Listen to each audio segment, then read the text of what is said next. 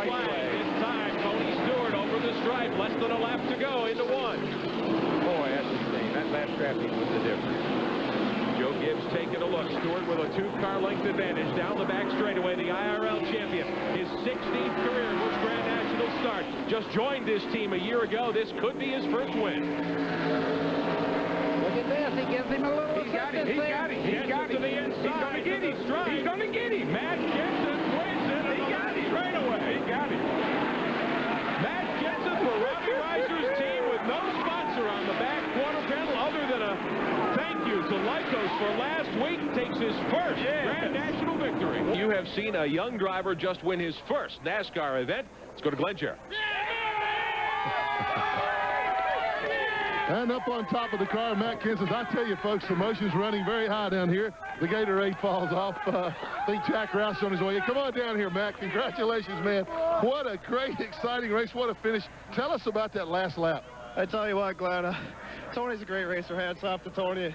Got a little touch and go there at the end, man, but we need to win the race. We don't have a sponsor in the car. We're looking for a full-time sponsor. Riser Enterprise, they're the best, boy, man. They're an awesome race team.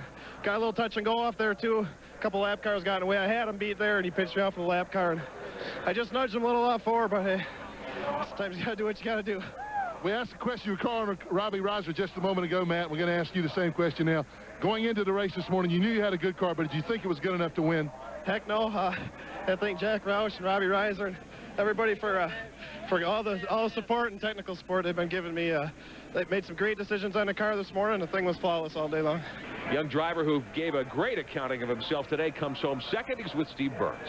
Tony, an exciting race. Unfortunately, you were second. Matt Kenseth first. Describe that last lap. Well, you know, just went into 3 and 4 like we had for 196 laps, and on the exit off of 4, he got in the left rear and got us loose to where I had to get out of the gas for a second. That's all I needed to get by. Great race. Yeah, thanks. There is a driver who does not take finishing second very lightly. There's the move Kenseth made coming off of turn 4 to swing underneath Tony Stewart and come to the line and beat him. Matt Kenseth, your winner at the Rock. What a terrific start to our live coverage this year of NASCAR action here on TNN Motorsports. Look out! Wow, I can't believe everybody missed that. 20 wrecked me, guys. The 20 wrecked me plain as day. How bad is it, man? Matt Kenseth is in the wall. It, but it's not good. And I don't know how badly he is back in the fence. Yeah, he's got a lot of damage here on the left front, BP. I see some damage on the left front.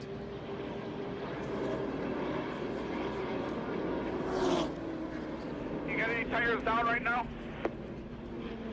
Matt Kenseth talking to his crew chief, Robbie Reiser, wants to know if he can come get tires. I can't tell if they're flat or not. And Robbie wants to know if the tires are flat. If they are, he's going to have to come toward the two-pit road because those flat tires will tear the sheet metal off. Pit road is closed, so if he pits early, there's a penalty. He has to start at the rear of the field. Let's see if we can check what happened. There's Tony. Wow, man, well, it doesn't get more blatant than that. And look at this, up across the track. And a lot of guys with some heads-up driving. Yeah, a lot of cars missed this wreck. Oh, my goodness. With Bobby Labonte getting by on the inside, we saw Mike Wallace go by on the outside. Dale Jarrett back in the 88. NASCAR has sent the 20 to the end of the longest line for aggressive driving. Yeah, you don't drive all the way across the racetrack like that unless you're after somebody. So NASCAR made a call. Aggressive driving. It's just it seems a little bit ironic that this is the driver that started all that after the Bud shootout about guys being too aggressive and causing problems. And we see Tony going down pit road, and he's being followed by Matt Kenseth. He's probably gonna. I thought he was gonna tap him. He didn't. He thought he was going to. He wanted and then to. Robbie Reiser talked him out of it. No. His crew chief, Robbie Reiser, talked Matt out of doing what he was thinking about doing. Now, as good as this car is with the 20 car right now, I mean, he'll get his way back up to the front. But we'll see how good the 17 is. Marty? As you can imagine, Matt Kenseth is extremely upset. He said, I had a winning race car. There was no reason for him to do that. He felt the NASCAR's penalty was not strong enough. They're concerned about the left front valence on this car. They want to clear it from the left front tire to make sure it won't rub. Alan? Tony Stewart has come down pit road for repairs to his car. They're checking around that right rear bodywork, being sure of their tire clearance. They've also put a big patch on the left rear where there's some fender damage there as well. And they'll send Tony back out here with those repairs affected to his car. Thank you, Alan. How emotional is Tony Stewart? This is his onboard camera a few minutes ago. He evidently looked up and saw that he was on camera on the big screens around the racetrack and said, move the camera. Now we're going to leave pit road. And NASCAR Race Control a moment ago told both these drivers, Matt Kenseth in the 17 and Tony Stewart in the 20, to settle down. Well, you know, Kenseth should be hot. He's got a race car that's probably not capable of winning the Daytona 500 now because of that. Black flag 17. Matt Kenseth will have to come to pit road. And they're going to throw the green flag. This is them coming off of pit road after they had been warned to settle down. When you leave pit road, you can't go above the yellow line. And he was, in his eagerness to get to the 20 car, went above the yellow line. The green flag is out, so we'll see what Matt does. Well, I mean, Matt will come in, but he pretty much knows that his day's over. He doesn't have a shot at winning this race any longer. Robbie Reiser might be more angry with Matt now than he is with Tony Stewart. Because you saw how Stewart's car came back from its contact. It's a pass-through penalty for the 17. There's Michael Waltrip and then Napa car right there, side by side of the 5 car. That's the first time we really talked about Michael. Gets around this place very good. Robbie Reiser is hot. He's furious. Matt, we got to settle down out there and just ride in line. They're going to get you with a pass-through here. You got to come down for a pass-through. We got to come down for a pass-through. I can't. For what, Robbie? All I did was I put my hand up and I took off. I haven't done nothing wrong. I didn't run into anybody. I didn't do anything. NASCAR doesn't agree with that. I don't think he can go above that yellow line when he leaves the pits. I think. You asking for clarification, and then I'll be right there because I'd like to know what I did wrong first. And then you were screwing around with the 20, and that's why you're making us do this. Hold up next to him, put my hand up to him like, why did you do that? That's all I did. Well, he pulled up next to him and passed him.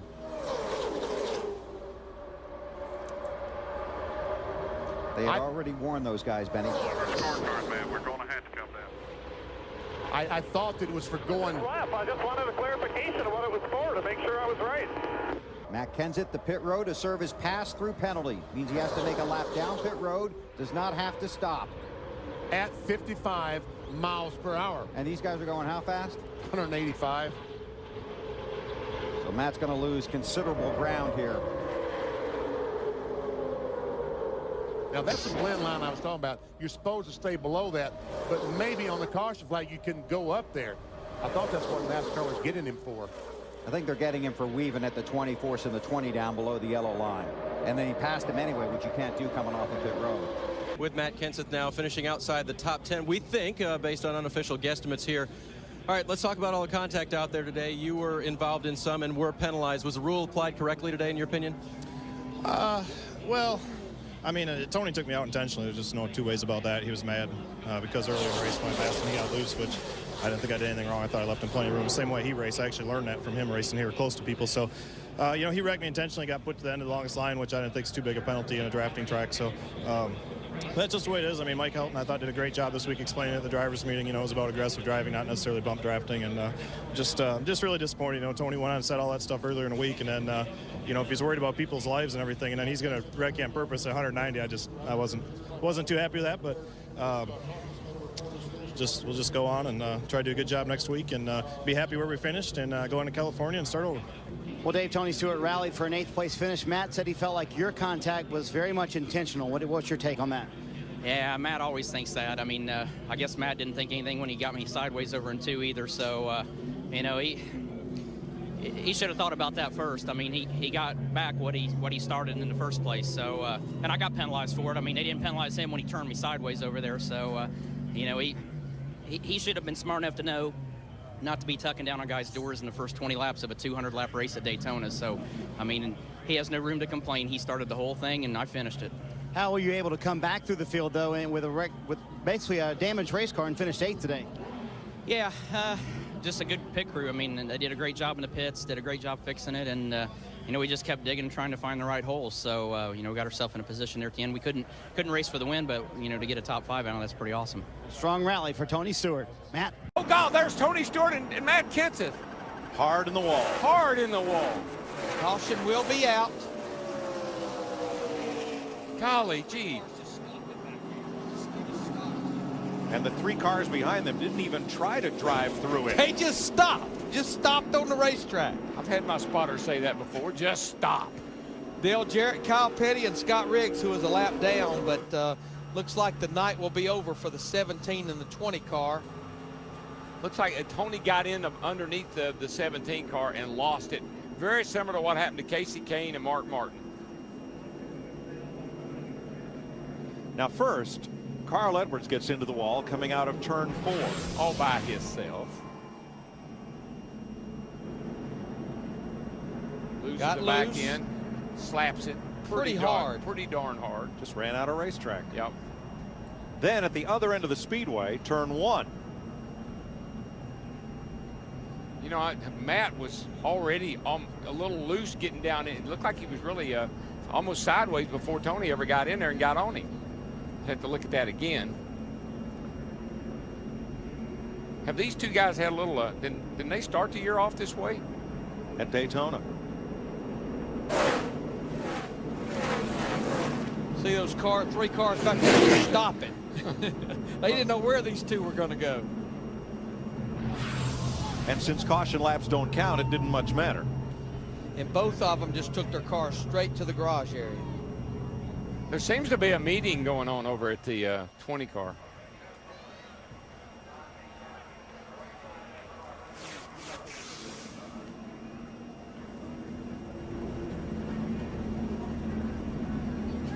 Tony Stewart, twice a series champion, won't see victory lane tonight.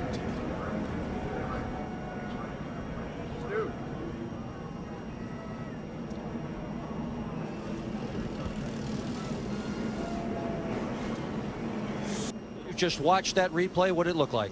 I didn't see the beginning of it. You know, I knew Tony had a run, and you know, I just you know, at the start finish line he was still behind me, so I just pulled down against the grass because I was going to obviously protect the bottom. And you know, if he got inside me, I don't know how he did. He must have run over the grass to get there. And once they said he was inside, I moved up, but he just tapped me in the left rear, and then he proceeded to take a right and run me up to the fence. So you know, if he was under there, I didn't know he was under there. I don't know how he got there when I was against the grass. 2 really good cars wrecked in the garage.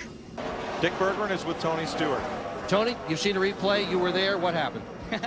Well, it's pretty funny. That's the first time I've actually got to sit in the truck and watch the other guy in the interview, but it's a pretty demented view from where I saw. I mean, I got to run on him like he said. At least he got that part right, but you know, you can see where they start the camera view that he's a whole lane and a half low, and you know, you don't go in the corner that way, so obviously he's blocking there. And, you know, if he wants to complain about me getting under there, I mean, I was there, and you know, any other weekend that would be acceptable, but you know, it's the Nextel All-Star Crash Fest, so you know, I think he screwed up on this one and thinks that if he thinks I did that and that was my fault, he screwed up in the head. Tony Stewart, obviously very unhappy, understandably so. Like I did something wrong. How can he? Oh, it was on the inside. Huh? He was on the inside. Damn, I'm in grass. Yeah. Idiots. 2 to go. Watch him down here. He's been running high. He opened the door, though. There's Stewart. And Stewart got him. He got him. Bye-bye. Clear. Adios, amigos. Now watch Kenseth, though. I bet Stewart will stay to the bottom. Kenseth may pack it in there, go to the high side. I don't think he's got anything for him, Larry. Once that car got out front, he is gone. White flag this time. $1 million pass. Clear by 3. He's working the top for a little bit. Kurt Busch well back in 3rd. Hamlin 4th. Carl Edwards is up to 5th. Kyle Busch has faded to 6th. Earnhardt 7th. Mark Martin, Logano, McMurray, the top 10. Even getting past, you don't think they've wrapped it up? Kenseth just ran his fastest lap a lap ago. Larry, what a great accomplishment for Tony Stewart, this team, that organization. Who would have thunk it? After self-inflicting a penalty on his pit stop, Tony makes $1 million. How about his terrible on his pit stop last night? Drove off with only 2 tire changes. And here tonight, they're in winter circle. And this is the first race that Stewart-Haas, the other half of Stewart-Haas, has been able to come to. Hell with that fence, man. Good job, Smoke. Tony, you've been so close early in this season getting your first win as a car owner. You accomplished that tonight. You also accomplished your first All-Star victory. Put into words what this win means to you. Oh, it's awesome. Just gotta thank our fans, man. When I got out over there in 2 and came down our front stretch, the response from this crowd's awesome, man. It's they've been behind us all year, and this is for 2 people and 1 group of people, and that's Stewart-Haas and Joe Custer, and then all for all these fans. And we couldn't do it without Rick Hendrick and his engine and chassis department. It's awesome. Tony, what does this mean to you, not only as a driver, but as an owner, taking the big risk, taking all the gamble of putting a team together in this competitive sport? Well, the gamble was for Stewart-Haas, and he's here with us tonight. And man, I'm telling you, he's not going to miss a week now because he gets here, and the first week he's here, we win the race. So just so thankful. Him and Joe Custer that gave us the opportunity, and Chevrolet for standing behind us, knowing that we had a long road to hoe. So Ryan Newman should have won this race, and if he didn't cut a tire down, he was going to be here instead of us, but we were going to be just as happy. Congratulations, you're the $1 million man tonight, Tony. Yeah, so is everybody in this Office Depot Old Spice team. They did a great job. Matt Kenseth, almost another millionaire tonight. What happened to the car at the end of the race? We just got it too tight. I think we had a really good car in long runs tonight, and I couldn't hold him off at the end. So I'm really disappointed. It looked like I moved over and he just drove right by me. So I'm disappointed about that. But overall, we had a good car, and we tightened it way up for the end there because we knew if we were in front, we had to be tighter. But with all them short 1- and 2-lap runs, we just got the tires too hot and couldn't hold them off. Nice job. This guy will be tough next week in the Coca-Cola 600. Battle for the lead now. And there he goes. Smoke is going to be able to hold it. Well, he got to the line that he wanted to, so see how far Kenseth drives it in here. He couldn't get his slide job to work quite as good. It's a lot of contact. Oh, no. There they go. Wow. That didn't work out for either one of them. They were just arguing over space coming off 4. I don't know who won that argument. Well, racing for the lead to damaged cars. It's almost too early to be racing that hard for the lead, wasn't it? It's never too early to be racing for the lead. At Bristol? At Bristol. And that's why I'm not sure, I know Rusty said that he didn't like the way the race is, like don't buy. I think this gives an opportunity for more type of racing and contact what the fans, came to like here at Bristol. For a lot of the part, you have to run some single file, but we've seen that no matter where the group was, bottom or top. I think that's only going to get wrapped up as we get closer to the end of this. And remember, Tony Stewart, one of those drivers, because of the run of bad luck lately, down at the bottom end of the top 10 in points. And a crash and not being able to finish this race is not going to help. Yeah, Tony's pretty well locked into the chase, but he wants to be able to stay in that top 10 to be able to carry those wins for bonus points for the win. He's trying to go for more bonus points by getting the win here. That was his slide job down in 1 and 2 to take the spot away from Kenseth. Now Kenseth tries to drive in hard, slides up, contact. I have to call that racing. I mean, I try to throw the blame there. That's just racing.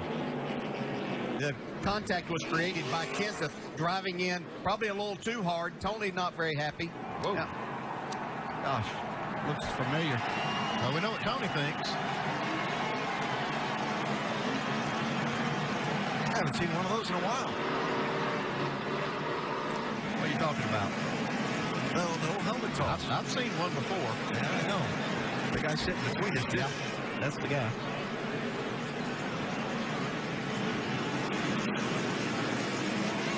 Well, from racing for the lead to a damaged car for the 17, from racing for the lead to a damaged helmet and a damaged car for Tony Stewart.